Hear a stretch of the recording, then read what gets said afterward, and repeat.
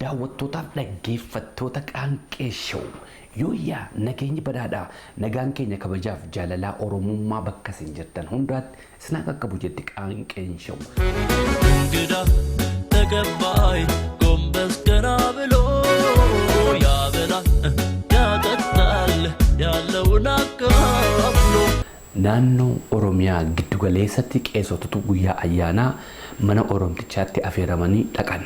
Qeessonni kun mana oromoo dhaqanii mana oromtichaa wanti hir'atan jiru daadhiinis hin dhufee farsoonis dhufee foon diiminni dhufee foon indaanqoo dhufee hundu lafa guutee qeessoti kee teessee tumti. Qeessonni nyaattee abbaan manaa abbaate nyaadhaagaa jedheen dhufe ennaanii ay ibaqaana jedhan qeessonni. Ennaan oromoo biratti ingaa jennaan ingaadha oromtichi. Tola sokottu maaddii kaasee jedhan tola isaan maaddii kaasuu gaafa dhufe ay ta'uutu yesabaataa laganaatti hin jetteen qeessin. Innan tola isa dhiisii qeessiin yaada see jijjiirteetti jedheen.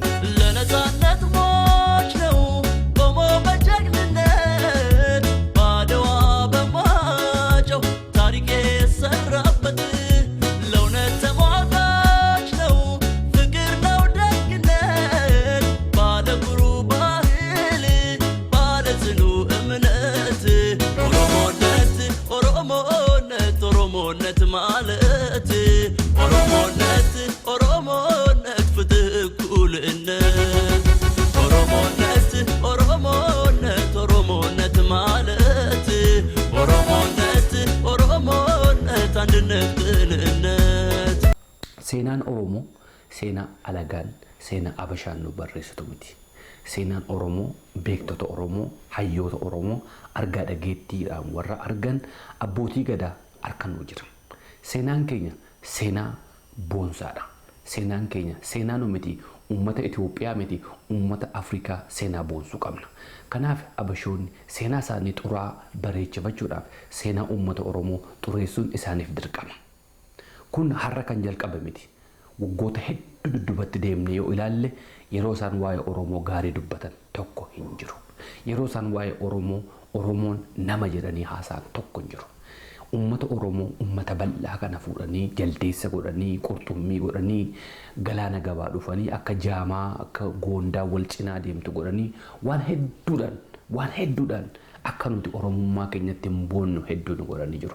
Keessumatti immoo qubee jedhaneeshiniin yeroo ammaa guutummaa isaan golee Oromiyaa hundumaa keessaa godhaa jiran kun abashoota hedduu warraaseef abashoota hedduu warrifaasiseef akka Oromoon oromummaa isaatti qaanfatuuf bifa adda addaatiin yeroo hedduudhaan irratti hojjechaa jiru.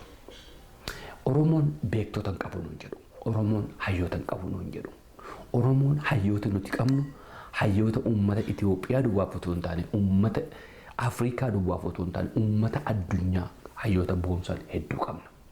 Garuu kan namatti tolu beektonni keenya hayyoonni keenya guyyaa tokko seenaa namaa keessa dhaqanii hin borcan. Guyyaa tokko seenaa namaa dhaqanii hin xureessan.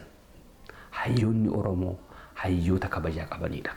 Beektonni Oromoo beektota safuu qabanidha. Beektonni Oromoon hin qaban jedhamee haasa'amu akka isaanii kana dhufanii arraba dheerachuu baataniyyuu beektonni Oromoo hojii isaanii irra jiru. Akka isaanii sooshaal miidiyaa adda addaa irratti dhufanii seenaa namootaa xureessuudhaan beekamuyyuu habaatan malee beektonni keenya kabajaaf ulfina guddaa namaaf qabu. Sababiinsaa seera Oromootu ajaja waan ta'eef seenaa namootaa keessa galanii hin borcan. Namichi sun wanti inni dubbatetti baay'ee nirrifaasin kun kan jalqabaa miti waan ta'eef. Akbarinatu tamadu nawagu ቋንቋ ማንነቱ ክብርና ማረጉ ሀገር የሚያበላ የሚመግብ እርሱ የአንድነት አባት ነው ዋልታና ምሰሶ ዋልታና ምሰሶ ዋልታና ምሰሶ የአንድነት አባት ነው ዋልታና ምሰሶ ዋልታና ምሰሶ ዋልታና ምሰሶ የአንድነት አባት ነው ዋልታና ምሰሶ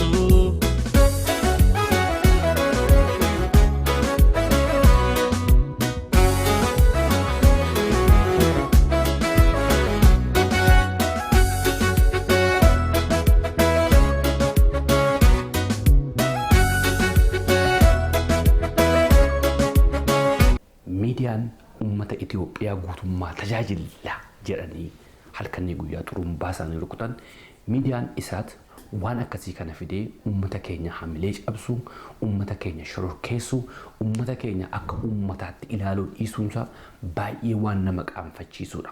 Kanaaf miidiyaan isaat kan jedhamu kun haga uummata Oromoo gadi ba'ee dhiifama gaafate dalagaa gadhee dalagaa seenaa namaatti dhoqqee naqu kanarraa of adabutti Oromoon hin dhiistu.